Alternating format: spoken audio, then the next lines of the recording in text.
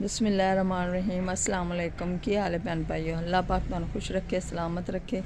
जेड़े परदेस भैन भाई ने अल्लाह पाक उन्होंने अपनी हिफ्ज़ो अमान च रखे तो हसदा वसदा रखे।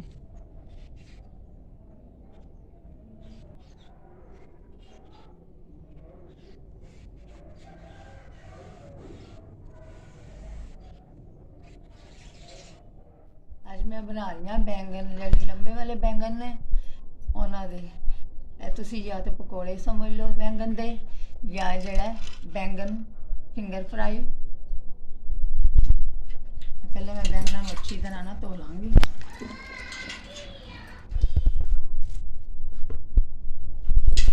चार बैंगन लेने, तुसी जेड़े बैंगन लेना चाहो ले सकते हो, लंबे गोल।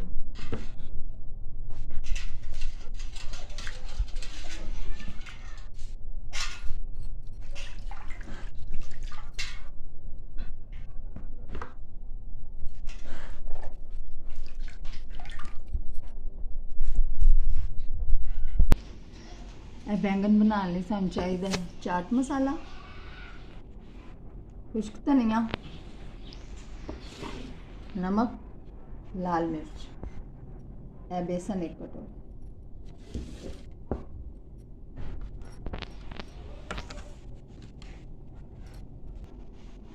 अगर तुम बैंगन में इस तरह बनाना चाहो तो इस तरह बना सकते हो, अगर छिलके बनाना चाहो तो तुम छिलके भी बना सकते हो।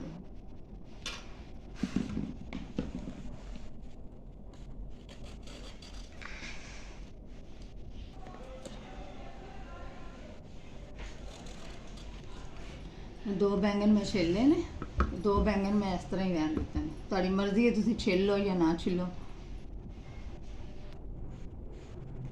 बैंगन नूं ना इस तरह कट लावांगे सारे।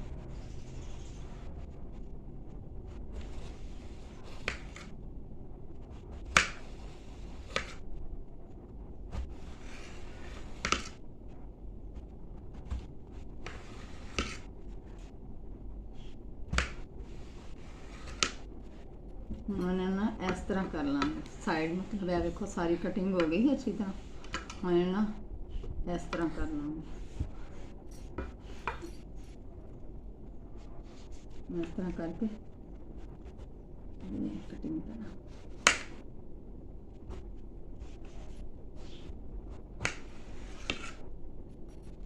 इस तरह सारा कट हो गया। इसी को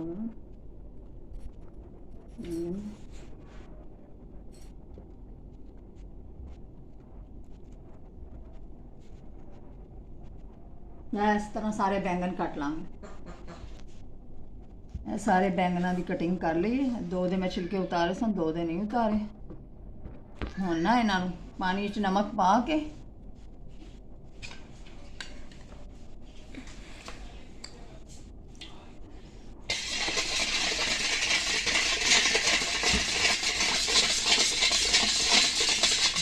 मिक्स करके तेरे इतना बैंगन पा देंगे, डिप करके रखांगे।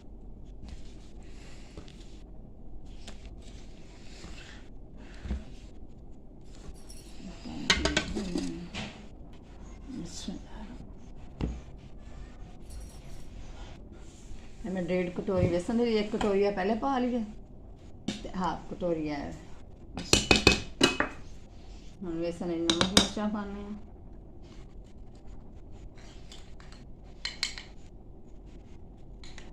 तुसी अगर घट मिर्चा खाते हो तुसी अपने हिसाब नाल पा सकते हो। मैं 1 चम्मच पा देती हूँ।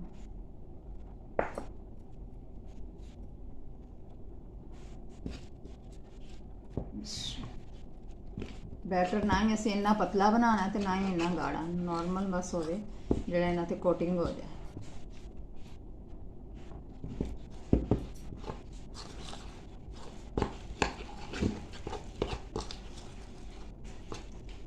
एक गिलास मैं पानी का लिया है, देखने असीं कितना कुछ इस्तेमाल होंदा।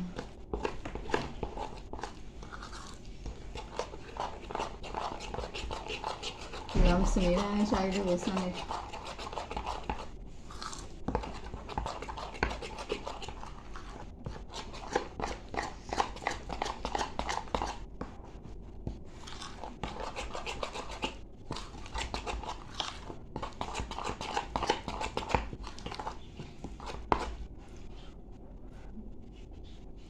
थोड़ा कु पानी होर पावांगे।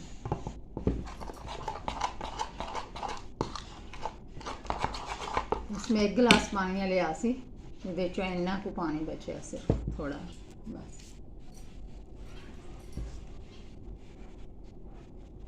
धनिया लिया हत्था नाल मसल के विच पावांगे।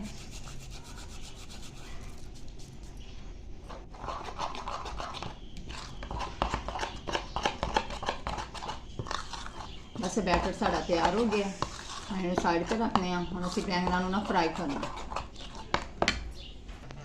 ले दिखा गर्म होने लिए मैं रख दिता सी, काफ़ी गर्म हो गया घ्यो।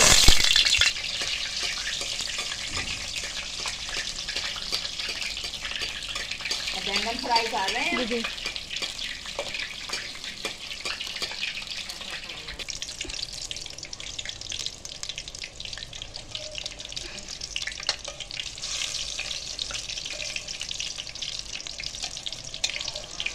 बैंगन फ्राई हो गया।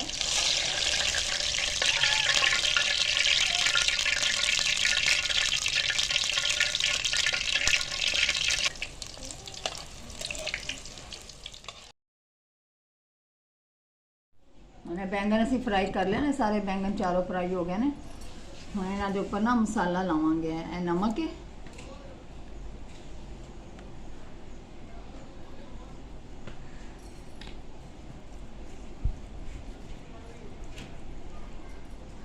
लाल मिर्च,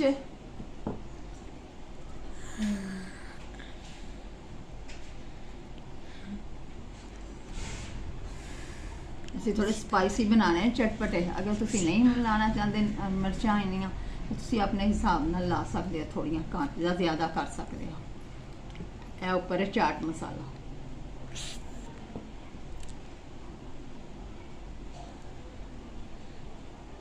हमने चाट मसाला भी ला दिता।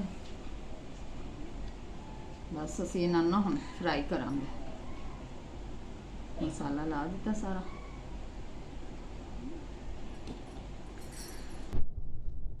बेसन हम जो ना बैटर हम उत्ते लाने हैं इन्हों के उत्ते।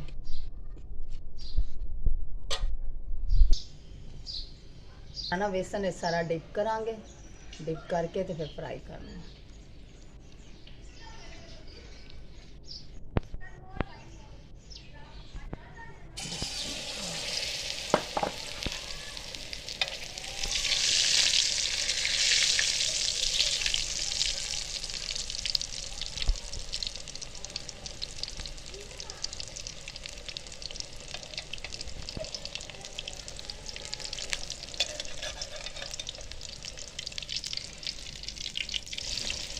जो सारा निकल आया ना, पहले बैंगन जो फ्राई किए ना उन्होंने जो बीज होंगे ना वो निकल आए।